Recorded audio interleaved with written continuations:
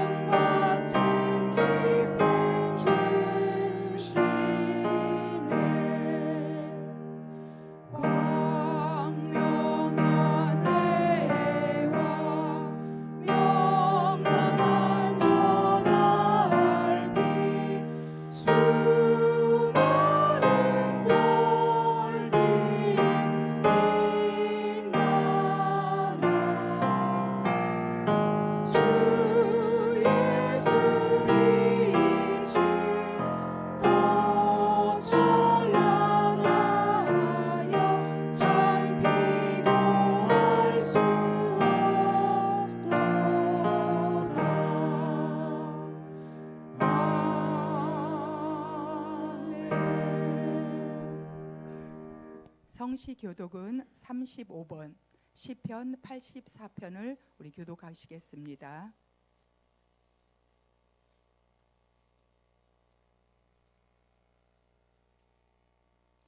만군의 여호와여, 주의 장막이 어찌 그리 사랑스러운지요. 내 마음과 육체가 살아계시는 하나님께 부르짖나이다.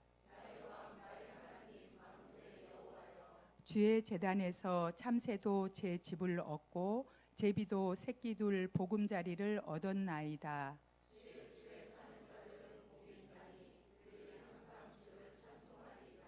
주께 힘을 얻고 그 마음에 시온의 대로가 있는 자는 복이 있나이다. 그곳에 많은 샘이 있을 것이며 이른비가 복을 채워 주나이다.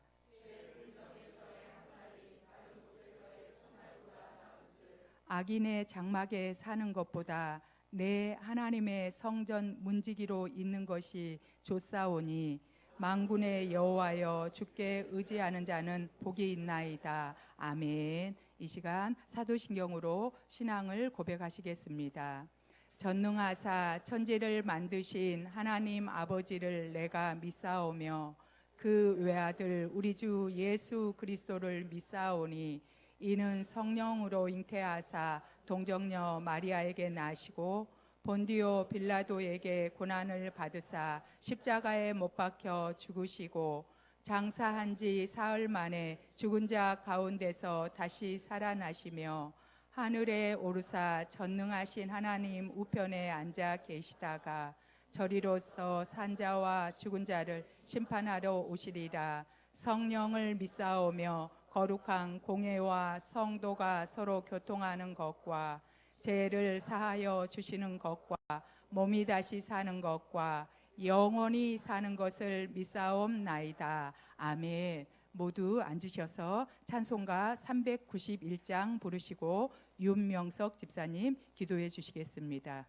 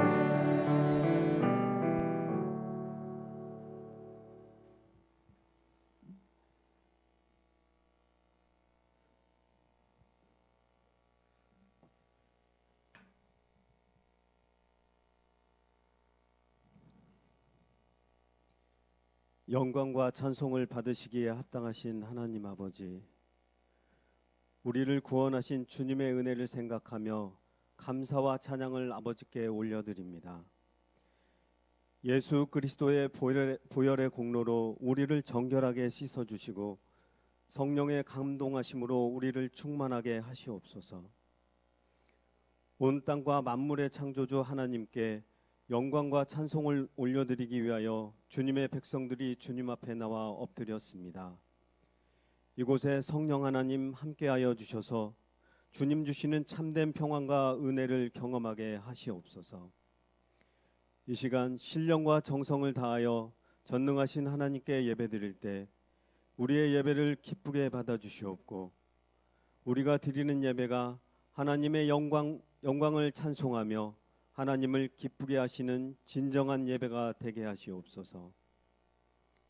용서의 하나님 아버지, 지난 한 주간을 살아오면서 우리는 우리의 삶에서 많은 혼란과 어려움을 경험하였습니다.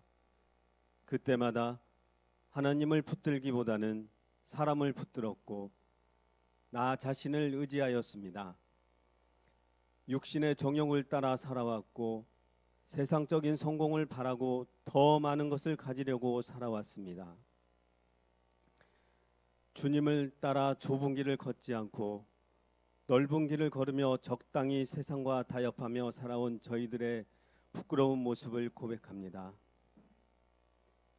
예수님의 십자가 은혜를 잊어버리고 나의 즐거움과 유익만을 추구하며 살아온 연약하고 죄 많은 우리들을 불쌍히 여겨주시고 우리의 죄를 용서하여 주시옵소서.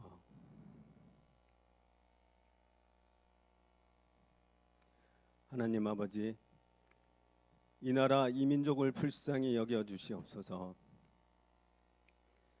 국내외적으로 해결할 일들이 너무나 많은 이때에 이 나라는 온갖 불신과 갈등으로 주저앉아 있는 안타까운 현실입니다. 이 나라 위정자들이 바로 서기를 원합니다. 정직하고 상식이 통하는 나라를 만드는데 앞장서게 하시고 우리가 납득이 되는 정치를 하게 하옵소서. 바라옵기는 이 나라가 진리이신 하나님의 말씀 위에 바로 서기를 원합니다.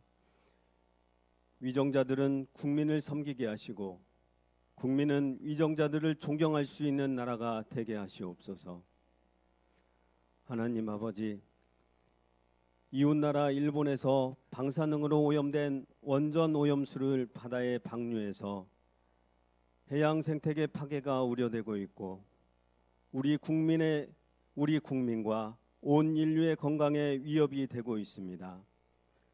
당장 눈앞의 이익만을 계산하고 있는 저들의 무지함과 어리석음을 깨닫게 하시고 저들의 행위를 바로잡아 주시옵소서.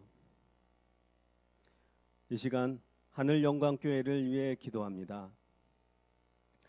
주님께서 친히 세우신 이 교회가 아버지 하나님이 기뻐하시는 일이 무엇인지 분별하여 하나님의 뜻을 이루며 주님께서 이 교회를 세우신 목적을 이루는 교회가 되도록 인도하여 주시옵소서. 세상을 향한 교회와 성도의 사명을 깨닫게 하여 주시고 진정으로 어두운 세상을 향해 생명의 빛을 비추는 저희들이 되게 하여 주시옵소서. 사랑의 하나님 아버지, 오늘 단위에서 말씀 선포하실 고창곤 목사님 위에 은혜와 능력으로 동행하여 주시옵소서. 선포하시는 말씀마다 권세를 더하여 주셔서 우리의 심령이 변화되게 하시고 헌신과 순종의 삶을 다짐하는 귀하고 복된 시간이 되게 하여 주시옵소서. 진리의 하나님 아버지, 오늘도 저희들의 생명의 말씀으로 채워 주시옵소서. 이 진리의 말씀으로 저희들의 삶을 인도하여 주시옵고 세상에 나가 승리하게 하여 주시옵소서. 하나님의 말씀이 진리임을 알기에 더욱더 주님의 말씀을 사모하게 하시고 더욱더 주님의 말씀대로 살아가는 저희들이 다 되게 하여 주시옵소서. 늘 말씀 안에서 살 수 있도록 저희들 붙들어 주시고 강하게 인도하여 주시옵소서. 오늘 오후부터 시작되는 성경이 읽어지네를 통해 주님의 말씀을 체계적으로 알아가고 말씀을 조금 더 가까이 할 수 있는 시간이 되기를 원합니다. 주어진 과정을 통해 성경 속에 숨어 있는 우리를 향한 하나님의 큰 뜻과 하나님의 사랑을 깊이 깨닫는 시간이 되게 하여 주시옵소서. 강사로 오시는 정은정 사모님에게 성령으로 충만케 하셔서 기쁨과 감동으로 말씀 전할 수 있도록 은혜 베풀어 주시옵소서. 멀리 해외와 타지에 나가 있는 지체들과 국가의 부름을 받아 군 복무 중인 형제들 가운데 주님 항상 함께하여 주셔서 안전으로 지켜주시옵고, 대학 진학을 앞둔 주의 자녀들에게 지혜와 열심을 허락하시고, 취업을 앞두고 있는 주의 자녀들에게 그들의 합당한 일터를 허락하여 주시옵소서. 또한 이곳에 모인 모든 성도들의 기도와 간구를 주님께 올려드리오니 받아주시고 은혜 베풀어 주시옵소서. 이 시간 예배를 위하여 헌신과 봉사하는 손길들을 기억하시고, 오늘 주님께 드려지는 예배도 이들의 수고로 말미암아 더욱 은혜롭고 주님의 영광이 드러나는 예배가 되게 하여 주시옵소서. 일일이 아뢰지 못한 우리의 형편들을 모두 주님께서 아시오니 친히 보살펴 주시고 주님 뜻 안에서 모든 것이 온전히 이루어지도록 은혜 베풀어 주시옵소서. 모든 것 감사드리며 거룩하신 예수 그리스도의 이름으로 기도드립니다. 아멘.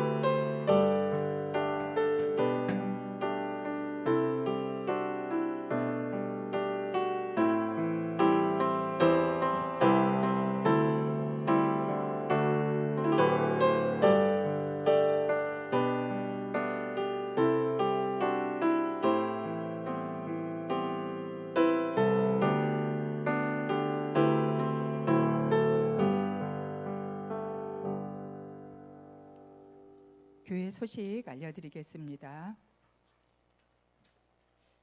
예배자로 오신 여러분들을 주님의 이름으로 환영하고 축복합니다. 처음 오신 분은 예배 후에 새가족부를 만나주시면 교회를 안내해 드리겠습니다. 성경에 읽어지네 안내입니다. 오늘 오후 예배부터 12주간 강의가 있습니다. 강사는 주안교회 사모님이신 정은정 사모님이네요. 오늘 오후 3시부터 5시까지 있습니다.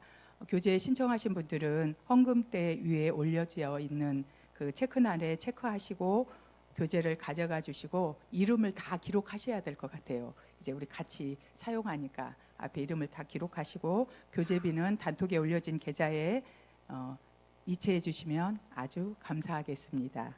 우리 나머지 기도하실 부분은 주보를 참고해 주시고 오늘 우리에게 주실 은혜의 본문의 말씀 함께 보시겠습니다. 마태복음 5장 13절에서 16절을 교독하시겠습니다. 마태복음 5장 13절에서 16절 말씀. 너희는 세상의 소금이니 소금이 만일 그 맛을 잃으면 무엇으로 짜게 하리요? 후에는 아무 쓸데없어 다만 밖에 버려져 사람에게 밟힐 뿐이니라.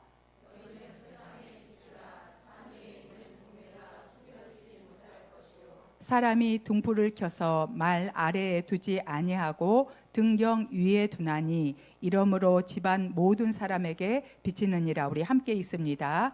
이같이 너희 빛이 사람 앞에 비치게 하여 그들로 너희 착한 행실을 보고 하늘에 계신 너희 아버지께 영광을 돌리게 하라. 아멘. 산상수훈 10번째 말씀으로 너희는 세상의 소금과 빛이라는 제목으로 목사님 말씀 전하여 주시겠습니다. 우리 옆에 분과 인사 나눌게요. 당신은 세상의 빛과 소금입니다. 이게 그 빛이 앞에 나와야 뭔가 어감이 좋은 것 같아요. 소금이 먼저 나오면 뭔가 이거 소금과 빛 좀 잘 안 맞습니다. 입에 잘 안 달라붙는데 빛과 소금이 우리나라에 좀 좋은 것 같습니다. 우리가 이제 저번 주까지 팔복에 대해서 말씀을 나눴어요. 그래서 팔복은 어떻게 보면 이제 하나님 나라의 백성 된 자들이 누리는 복된 삶이 무엇인가에 대한 가르침이었다면, 오늘 말씀은 하나님의 백성이 세상과의 이제 관계 속에서 과연 어떤 삶을 살아야 하는지에 대해서 이제 말씀하고 있습니다. 그러니까 우리의 존재가 무엇인지에 대해서 이야기를 하고 있는 것이죠. 당시 예수님의 말씀을 듣고자 모인 사람들은 어떻게 보면 세상적인 관점으로 보면 솔직히 초라한 사람들이 많았습니다. 뭐 배운 것도 없었고, 그리고 가진 것도 없고, 기댈 곳도 없는 그 당시 사회에서 소외된 사람들이 대부분이었던 것이죠. 한마디로 말하면 별 볼 일 없는 사람들입니다. 어떻게 보면 자신들 스스로 우리 사장만 보더라도 뭐 아픈 사람들이었거든요. 그러니까 자신들이 생각해도 오히려 사람들에게 민폐를 끼치지 않으면 다행이다라고 생각하는 사람들이 그 예수님의 말씀을 듣기 위해서 모였습니다. 그런데 그들에게 예수님께서 이렇게 말씀하시는 것이죠. 너희는 세상의 소금이다, 너희는 세상의 빛이다라고 말을 하고 있는 겁니다. 당시 사람들에게 있어서 이 소금이다라고 하면 그 구약의 배경을 갖고 있는 사람들이 생각하는 소금은 어떤 거였냐면 거룩함이었습니다. 구약 성경을 보면 소금이 거룩함으로 상징되고 있고, 또 하나는 이 소금이 하나님의 변하지 않는 언약이라고 사람들의 그런 생각을 하고 있었던 거예요. 그런데 그런 생각 가운데 예수님께서는 또 한 가지 더 추가해서 소금에 대한 이미지를 다시 하나를 이야기해 줬는데, 그것은 맛을 내는 재료임을 이야기해 주고 있는 것이죠. 여러분이 생각하는 소금은 어떤 이미지가 떠오릅니까? 아마 천일염이 떠오르게 될 겁니다. 또 어떤 분은 뭐 구운 소금이 생각나는 분도 있을 거예요. 근데 예수님 당시에는 지금 우리가 사용하는 그런 하얀색 소금이 아니었습니다. 이 당시에는 돌에 소금이 붙어 있는 그런 소금이었거든요. 우리나라도 뭐 처음에 이게 소금 기술이 정제 기술이 잘 발달되지 않았을 때는 소금을 염전해서 만들었을 때는 뭐 불순물도 많이 섞여 있었고, 그리고 소금의 색깔이 지금처럼 뭐 하얀색이 아니라 약간 누리끼리한 그런 소금이었습니다. 그런데 이제 아무래도 이게 눈에 보기 좋은 것처럼 뭐 정제 과정을 거쳐가지고 지금의 소금의 모습이 된 것이죠. 근데 당시 예수님 당시에 이 팔레스타인에 있는 사람들은 소금을 바위에서 캐냈습니다. 아마 뭐 당시 그쪽이 바닷가였을 수도 있고, 뭐 소금의 그 염기가 있는 그런 곳에서 이 바위를 깨다 보면 거기 바위에 묻어 있는 소금들이 있었던 것이죠. 그래서 그 소금을 보면 뭐 여러 가지 불순물들이 섞여 있는 것은 당연한 것이고, 또한 그 소금만을 또 따로 떼내는 기술이 있어야 하는데 그 기술이 당시에는 그렇게 흔치 않는 기술이었습니다. 그러다 보니까 소금이 되게 귀한 그런 재료였던 것이죠. 예수님의 말씀을 듣기 위해 모인 사람들에게 너희는 세상의 소금이다라고 이야기를 하는 것은 아마 당시에 느끼는 사람들이 대부분 나는 정말 소금과 같은 존재인가라고 생각할 때 다 의문, 퀘스천 마크를 두고 있는 그런 상황의 선포였던 것이죠. 우리가 예수님께서 세상의 소금이다라고 이야기할 때 아마 외모적인 부분은 아닐 겁니다. 뭐 당시에 소금은 볼품이 없었거든요. 뭐 시커멓기도 하고, 그다음에 거칠고 모양은 투박했습니다. 뭐 외모로서는 전혀 볼품이 없는 그런 소금에서도 불구하고 가치가 소금이 있었던 것이죠. 그 이유는 무엇입니까? 소금의 가치는 짠맛을 내는 거에 있어서 소금의 가치가 있는 것이죠. 소금의 짠맛은 제가 이거 설교를 준비해서 찾아보니까 어떠한 것으로도 그 짠맛을 그 맛을 찾을 수가 없다라고 되어 있습니다. 이 색깔과 모양이 비슷한 설탕은 있지 않습니까? 설탕은 그 단맛을 대체할 수 있는 여러 가지 것들이 있다라는 거예요. 그래서 뭐 설탕이 없더라도 단맛을 내는 정말 다양한 것들이 우리에게 있습니다. 그런데 소금은 그렇지 않다라는 거죠. 짠맛은 소금만이 낼 수 있는 유일한 독특한 맛이라고 이야기하고 있습니다. 그러다 보니까 이 소금은 우리가 세상을 살아감에 있어서 꼭 필요한 물건이죠. 그러나 꼭 필요한 물건임에도 불구하고 흔하지 않는 물건이라고 할 수가 있습니다. 지금은 뭐 소금이 그렇게 귀한 것은 아니지만 예수님 당시에만 해도 아까 말한 것처럼 소금 그 정제 기술이 잘 발달되지가 않아서 소금을 구하기가 어려웠습니다. 그 소금을 만드는 기술이 부족했기에 소금이 귀했고, 이 당시 로마 시대에는 심지어는 어떻겠냐면 봉급 대신에 소금을 주기도 했다라는 거죠. 그래서 한때는 이 소금의 가치가 금값하고도 맞먹는 그런 가치였습니다. 그래서 이거 봉급이라는 단어가 영어로 셀러리인데, 그 셀러리라는 단어의 어원이 바로 소금이라는 단어에서 나왔다라고 하는 것이죠. 그래서 오늘 본문에서 예수님께서 너희는 세상의 소금이다라고 이야기할 때 그 1차적인 역할은 바로 짠맛을 내는 소금의 그 맛이라는 것이죠. 우리가 소금의 주요 기능들이 있어요. 소금의 주요 기능들이 있는데 부패를 방지하는 기능들이 있습니다. 그리고 살균 소독의 기능도 있는 것이죠. 그런데 오늘 말씀에서 예수님이 너희는 세상의 소금이다라고 이야기한 것은 부패의 기능이라든지 아니면 살균의 기능에 중점을 둔 것이 아니라 이 맛을 내는 짠맛에 중점을 두고 있습니다. 이게 맛과 관련이 되어 있는 것이죠. 왜냐하면 13절 말씀을 보면 그 맛을 잃으면 무엇으로 짜게 하리요라고 되어 있기 때문입니다. 그러니까 소금에는 이런 기능이 있다, 살균과 그런 부패 기능이 있다라고 하면서 어떻게 보면 그렇게 설교를 하는 것은 예수님의 그 취지에 약간 맞지 않는 그런 설교가 될 수도 있다라는 겁니다. 오늘 예수님의 1차적인 그 소금의 기능은 바로 짠맛이라는 것이죠. 근데 이 소금의 역할을 정말 짠맛을 내기 위해서는 혼자서는 별로 쓸모가 없다라는 거죠. 우리 집에 소금이 아마 다 있을 거예요. 여러분이 이 설교 들으면서 아마 다 생각하는 건 소금들이 있습니다. 소금에 그런 용기나 그런 것들이 있습니다. 그런데 이 소금이 소금다워지는 것은 어떤 거냐면 다른 것과 함께 있을 때 그 효과가 나타난다라는 겁니다. 어떤 것들은 그냥 혼자만 있어도 아름다움을 나타내는 것들이 있어요.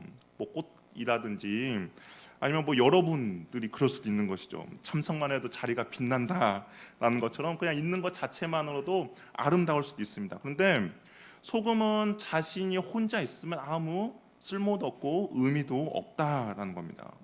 근데 소금이 진가를 발휘할 때는 어떤 겁니까? 다른 것과 함께 있을 때, 특별히 음식 어떤 재료와 함께 있을 때 소금이 그 진가를 발휘한다라는 것이죠.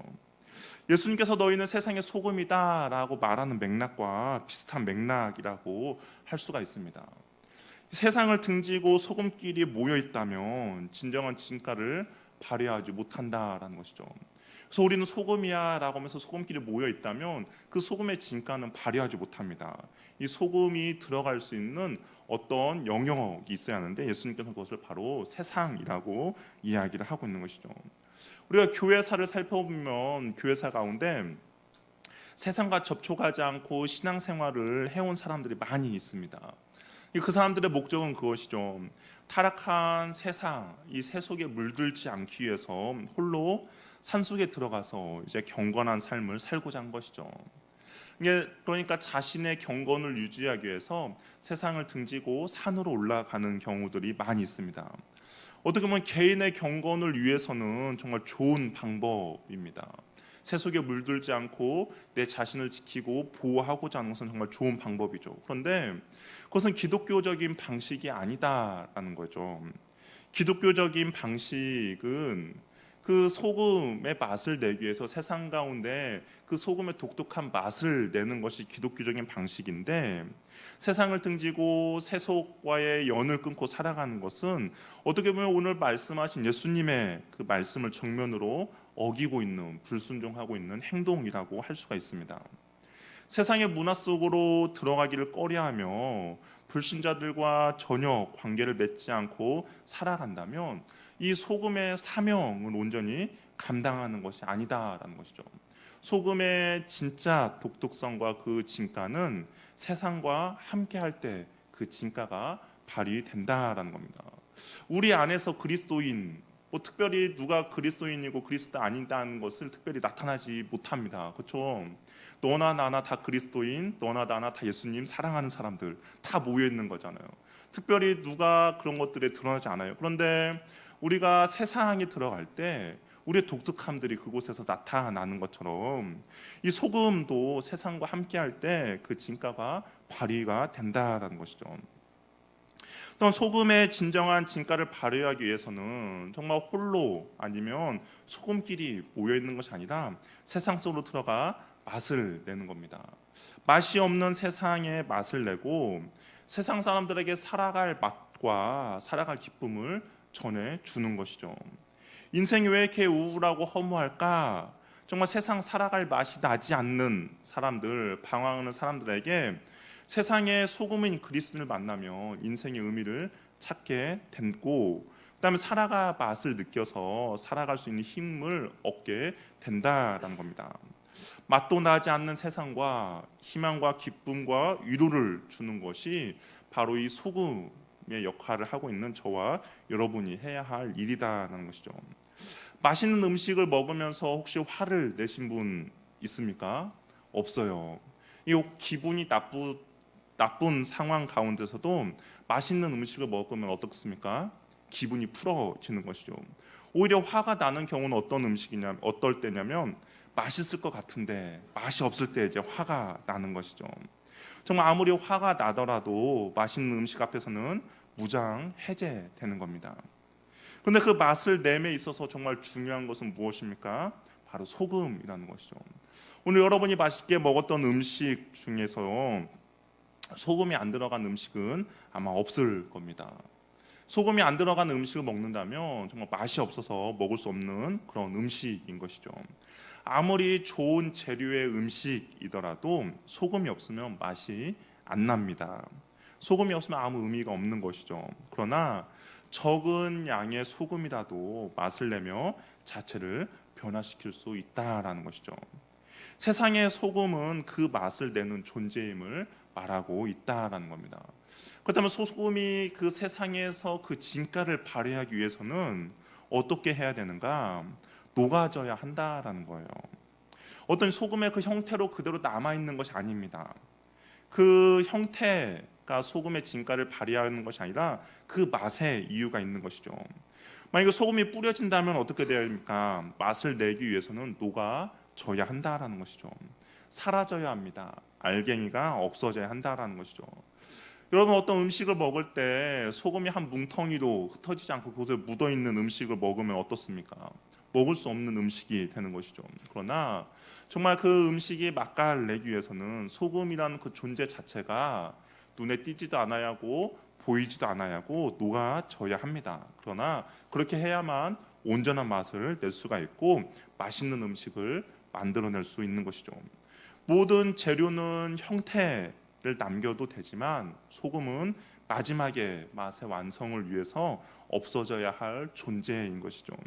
이것이 바로 그리스도인이 세상에서 살아가야 할 모습과 태도라는 겁니다.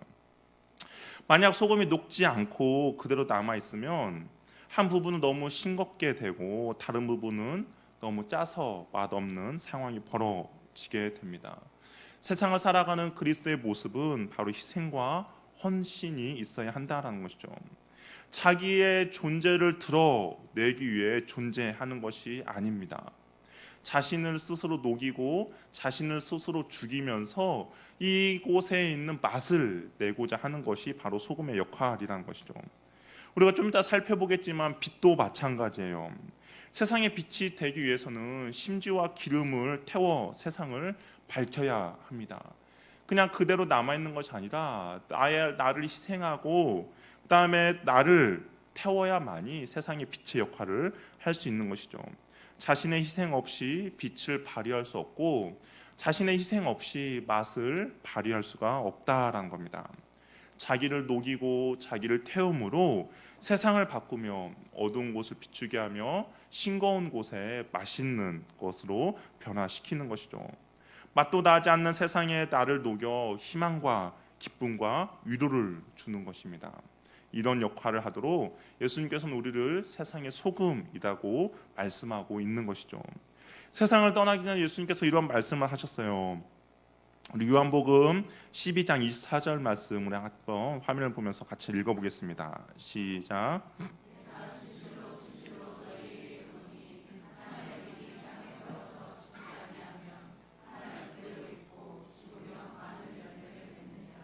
예, 한 알의 밀알이 땅에 떨어져서 어떻게 해야 많은 열매를 맺습니까? 죽어야 한다라는 것이죠.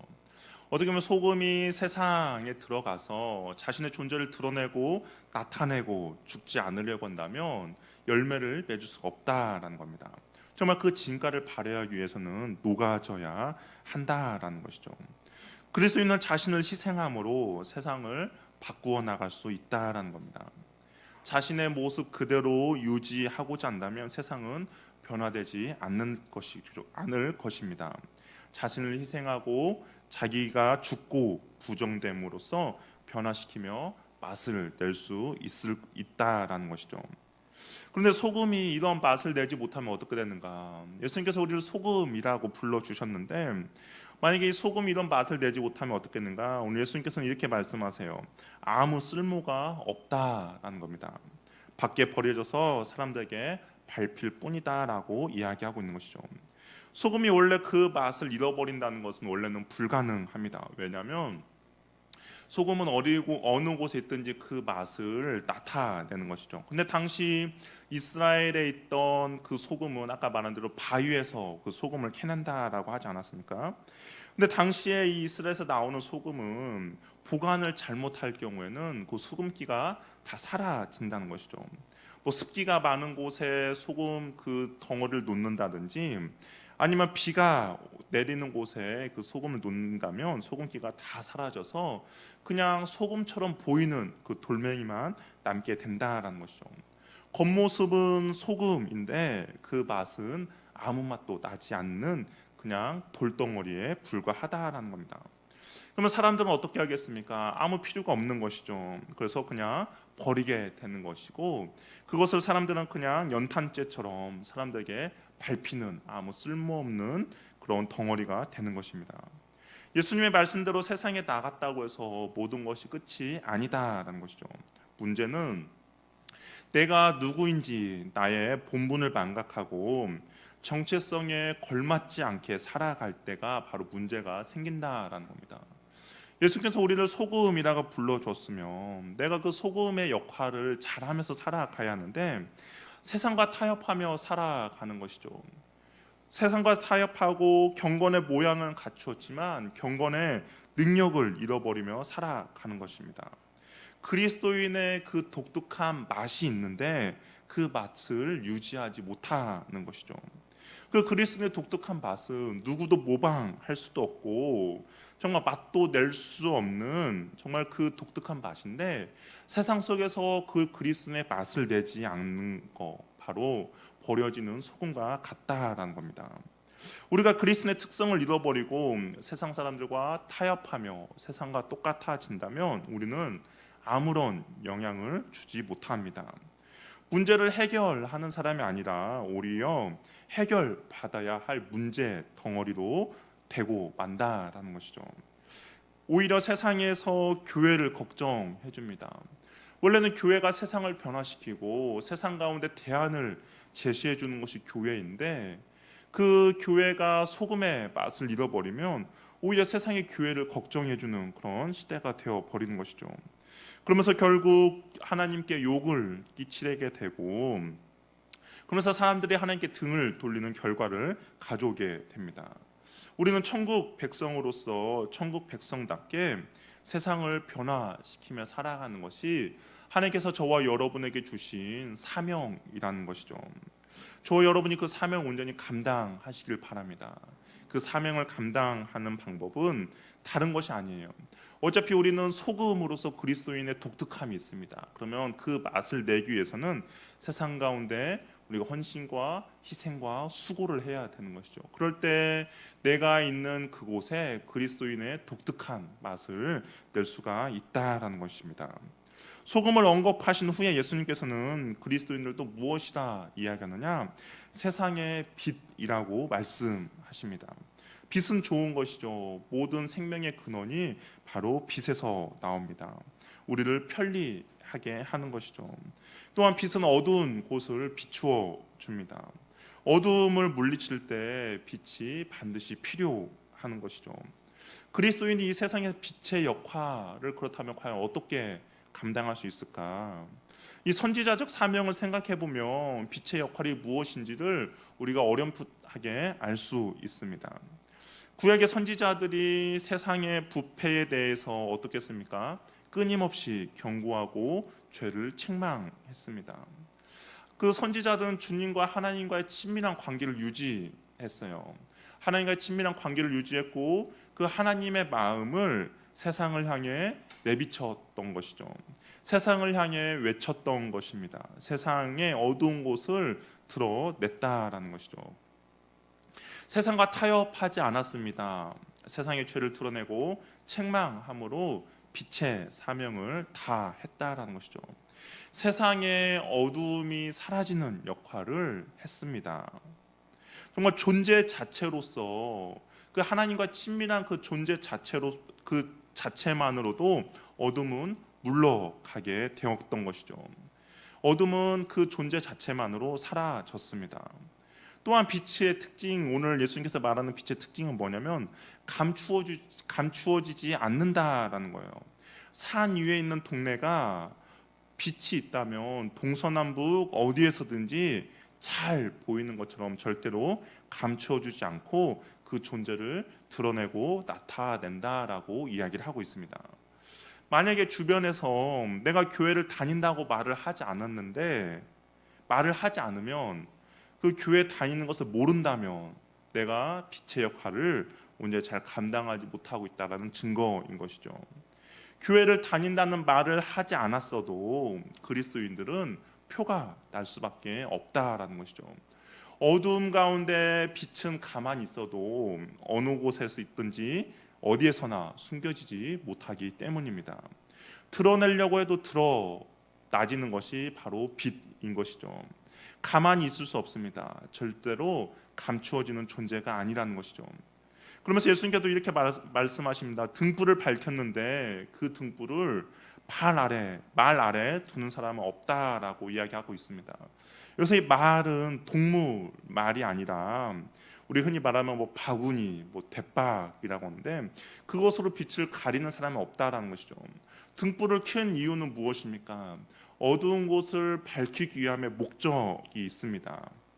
그래서 그 용도에 맞게 주변을 밝히도록 하는 것이지 그것을 그냥 가려서 아무도 보지 못하게 하는 그런 것은 아니다라고 이야기하고 있는 것이죠. 그래서 불은 어떻게 합니까? 등경 위에 두어 주변을 비추게 한다라고 이야기하고 있는 것이죠. 이것이 바로 등불의 역할입니다. 어두운 세상 가운데 올바른 길을 갈 수 있도록 인도하는 것이 바로 빛의 역할이라는 것이죠. 어두울수록 빛은 더욱더 빛나게 됩니다. 이 세상, 성경을 보면 이 세상 사람들을 무엇이라고 표현합니까? 어둠을 헤매는 사람들이라고 하는 것이죠. 어디로 가야 할지 진리를 모르는 사람들입니다. 우왕좌왕하고 방향을 어디로 가야 할지 모르는 사람들에게 빛으로서 어디로 가야 될지를 알려주는 그런 이정표의 역할을 하는 것이 바로 세상의 빛의 역할을 온전히 하는 것이죠. 우리는 세상의 빛이라고 말씀하고 있습니다. 절대로 감추어지지 않고 그 정체가 드러나게 되어 있습니다. 뿐만 아니라 비친 우리는 이웃을 비추어 그들의 삶의 잘못된 점을 깨우쳐 주기도 하고 어떻게 살아야 할지를 밝혀주는 역할을 우리가 해야 한다라는 것이죠. 우리의 삶을 드러내는 동시에 다른 사람의 삶을 비춰주는 존재입니다. 그렇다면 과연 우리가 어떻게 이 빛을 더욱더 환하게 비출 수 있는가? 우리 자체로는 빛을 낼 수 있는 어떤 능력이 없습니다. 그런데 우리가 성경을 보니까 빛 되신 분이 계세요. 누가 빛 되십니까? 예수님께서도 말씀하시죠. 세상에 빛이다라고 예수님께서 말씀하십니다. 그러면 우리는 그 예수님의 빛을 반사하는 반사체로서 세상의 빛을 나타낼 수가 있다라는 것이죠. 나는 빛을 낼 수 있는 존재가 아니지만 나와 함께 하시는 그 주님을 날 통해서 빛을 밝혀줄 수가 있다라는 겁니다. 그러면 과연 어떤 일이 벌어지는가? 세상의 빛을 밝히고 세상 사람들이 올바른 길로 갈 수 있도록 하면 어떤 일이 벌어집니까? 우리 16절 말씀 우리 같이 한번 읽어보도록 하겠습니다. 16절 말씀 같이 한번 읽겠습니다. 시작.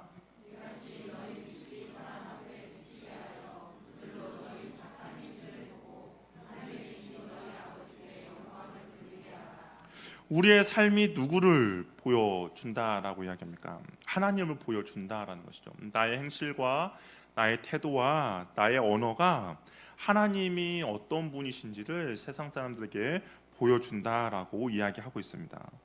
우리 영화 대사 중에 유명한 대사가 있어요. 네 아버지 뭐 하시노? 라는 대사입니다. 잘못은 아들이 했어요. 그런데 선생님은 아버지의 뭐 하시냐고 물어봅니다. 그럼 반대 상황도 벌어지겠죠. 만약에 자식이 잘하면 그 부모에 대한 칭찬을 할 것입니다. 그리스도의 삶의 목적은 뭔가? 저와 여러분 살아가는 삶의 목적은 하나님의 영광을 위함입니다. 내가 이 직업을 갖고 있는 것도, 내가 이 일을 하는 것도 우리의 궁극적인 목적은 하나님의 영광인 것이죠. 우리가 함께 예배를 드리는 것도 마찬가지예요. 우리가 함께 예배를 드리는 것도 뭔가 하나님께 어떤 복을 받기 위해서 예배를 드리기보다는 하나님의 영광을 위해서 우리가 함께 예배를 드리고 있는 모습입니다. 그럴 때 우리의 삶의 궁극적인 목적은 하나님의 영광이에요. 우리는 하나님을 보여주는 거울이라는 겁니다. 세상은 하나님을 보지 못하는 것이죠. 하나님이 어떤 분이신지 알지도 못합니다. 그런데 저와 여러분의 말과 행동을 통해서 하나님이 어떤 분이신지 보여지게 되는 것이고 알게 된다라는 겁니다. 한 가지 바라는 것은 정말 누군가에게 당신이 믿는 예수 나도 믿고 싶습니다 라는 고백을 듣는 은혜가 저와 여러분에게 있기를 바랍니다. 정말 일평생 동안 이런 고백은 한 번 정도는 우리가 들어봐야 한다라는 것이죠. 제가 말씀을 준비하면서 어떤 한 개구먼의 이야기를 듣게 되었어요. 그가 14년간 일한 그 가사 도우미가 일을 관두면서, 우리가 보통 14년이면 어떻습니까? 일을 관두면 고맙습니다, 뭐 잘 지내라 같은 그냥 보통 그런 이야기를 할 거 아닙니까? 그런데 이 개그우먼은 그 가사 도우미가 이런 말을 했다는 거예요. 내가 너 때문에 교회를 안 다니는 거야 라고 이야기를 했다라는 겁니다. 그러니까 얼마나 14년이나 하면 정말 미운정 고운정 다 들었을 텐데 이런 이야기를 들었다는 것이 너무나도 안타까운 것이죠. 현재 대한민국은 기독교에 대한 호의적인 모습만은 아닙니다. 여러분들이 직장 생활을 하면서 아마 알 거예요. 기독교인이다 하면 세상 사람들이 이렇게 호의적으로 생각하지 않아요. 근데 불과 30년 전만 해도 기독교에 대해서 사람들 되게 호의적이었습니다. 여러분 어떻습니까? 저도 어렸을 때만 해도 교회 다닌다는 이유만으로 친구 부모 어머니에게 되게 믿을만하고 그런 이미지를 심겨줬어요. 그래서 뭐 부모님들 나랑 논다고 하면 교회 다니니까 착하게 놀아라라는 그런 칭찬들을 들었습니다. 근데 지금은 어떻습니까? 교회 다닌다고 하면 아니면 정말 교회 다닌다고 하면 같이 놀지 말라라는 세상이 올 수도 있다라는 것이죠. 세상의 소금과 빛으로 살아갈 저와 여러분이 어떻게 보면 이타적인 존재가 되지 못한 것이죠. 희생적인 삶을 살지 않았기 때문입니다. 정말 세상을 향해서 내가 녹아지고 희생하며 헌신해야 하는데 세상에 빛을 내기 위해서 내가 스스로 불타 올라야 되는데 주님과의 친밀한 동행함이 있어야 되는데 그렇게 하지 못했다는 것이죠. 자기 중심적으로 살아가기 때문입니다. 정말 자기 중심적인 것이 아니라 자신을 내어주고 희생하며 살아갈 때 소금은 스며들게 되고 빛은 드러나게 된다라는 겁니다. 나를 드러내지 않고 죽어지고 녹아져서 내 안에 예수님의 놀라운 사랑과 그 지혜가 나의 삶을 통해서 드러난다면 그로 인해서 하나님께 영광이 돌려지게 된다라는 것이죠. 이렇게 우리의 사명을 수행함으로 정말 하나님께 영광이 돌리는 삶을 사는 저와 여러분이 되기를 바랍니다. 평소에는 기독교인을 대적하며 하나님의 원수와 같이 살았던 자들이 저와 여러분의 정말 착한 행실, 소금과 빛과 같이 헌신되며 수고하며 정말 나를 불태우며 살아가는 그 모습을 보며 하나님을 찬양하며 영광 돌리는 역사가 일어나기를 바랍니다. 하나님이 부르신 그 자리에서 여러분의 학교라든지 직장이라든지 가정에서 정말 소금과 빛의 자녀가 되어 다른 사람에게는 정말 구원의 복을 그리고 하나님께는 영광을 돌리는 저와 여러분이 되기를 바랍니다. 우리의 삶, 우리의 언어, 우리의 행실 하나하나가 사람들의 주목이 되는 것이고, 사람들은 우리를 보게 되고 우리를 주목하며 우리를 보게 됩니다. 그럴 때 내가 어떤 삶을 나타내느냐가 결국에는 하나님의 영광이 되느냐, 하나님이 욕되게 되느냐를 나타내는 것을 우리가 기억하면서 저와 여러분의 삶은 하나님께 영광이 되는 귀하고 복된 은혜의 삶을 사는 저와 여러분이 되기를 바랍니다. 여러분 잘 일어나셔서 우리 찬양하며 기도하도록 하겠습니다.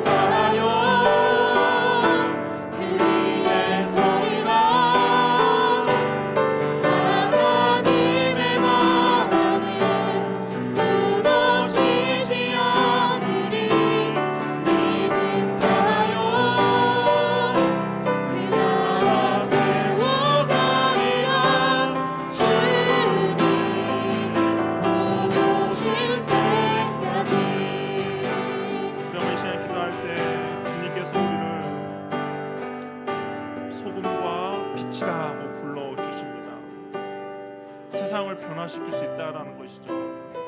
세상의 어둠을 밝힐 수 있는 존재라는 겁니다. 우리 일단 하나님, 내가 세상을 향하여서 녹아지며 희생하며 헌신해서 그리스도인의 그 참 맛을 낼 수 있는 하나님 은혜를 나에게 허락해달라고. 하나님, 내가 세상의 어두움을 밝히며 정말 어디로 가야 할지 방황하며 무엇을 해야 할지 모르는 사람들에게 내가 하나님 나라의 이정표가 되고 하나님의 그 영광의 길을 갈 수 있도록 빛을 비출 수 있는 그런 은혜를 나에게 허락해달라고. 나를 통하여서 주께 영광이 되며 나를 통하여서 구원에 받는 사람들이 많이 이 세상 가운데 넘쳐날 수 있게 달라고 우리 한번 같이 기도하며 나가도록 하겠습니다. 할렐루야. 하나님 아버지 감사합니다. 주께서 우리를 불러주셨습니다. 세상의 소금과 세상의 빛이라고 말씀해 주셨습니다. 하나님, 내가 이 땅을 살아가면서 하나님, 나는 부족하고 연약하지만 그럼에도 불구하고 세상에 참맛을 낼 수 있는 그런 그리스도인 될 수도 도와주시옵소서. 하나님, 내가 세상을 향하여서 희생하며 헌신하며 수고하여 하나님 그 맛을 낼 수 있도록 도와주시고, 하나님, 내가 세상을 빛을 낼 수 있는 그런 은혜를 나에게 허락하여 주시옵소서. 하나님과의 관계에서 동행함으로써 그 빛을 내게 도와주시옵소서. 세상에 어디로 갈지 방황하는 그 어두운 가운데 하나님, 내가 갈 길을 보여주신 이정표 역할을 할 수 있도록 도와주시고, 하나님 올바른 길을 갈 수 있도록 내가 안내해준 안내자 역할을 할 수 있도록 도와주시고, 참된 진리가 무엇인지를 보여줄 수 있는 그런 은혜를 할 수 있도록 주여 도와주시옵소서. 하나님, 내게 그런 은혜를 허락해 주시고 나오니 주여 도와주시고 인도하여 주시옵소서. 하나님, 내가 세상을 향하여서 희생하며 하나님, 세상에 스며들어서 그 참된 맛을 낼 수 있도록 도와주시고, 하나님, 내가 주어지고 사라지고 없어져서 하나님 그 맛을 낼 수 있는 은혜를 우리에게 허락하여 주시옵소서. 내가 세상을 향한 그런 존재가 되길 원합니다. 하나님, 세상을 향해서 내가 그 맛을 낼 수 있는 존재가 되길 원하오니 하나님, 우리를 사용하여 주시고 도와주시고 들어주시고 원하오니 주여 인도해 주시고 역사하여 주시옵소서. 하나님의 은혜가 있기를 원합니다. 주여, 우리가 그런 삶을 살 수 있도록 도와주시기 원하오니 주여 함께하여 주시옵소서. 나를 통하여서 세상이 변하게 해주시고, 나를 통해서 정말 살만 나는 세상 되게 해주시고, 나를 통해서 어둠이 떠나가는 역사들이 나타나도록 주여 도와주시고, 하나님 인도해 주시고 도와주시옵소서. 하나님 함께하여 주시옵소서. 주님 은혜 베풀어 주시옵소서.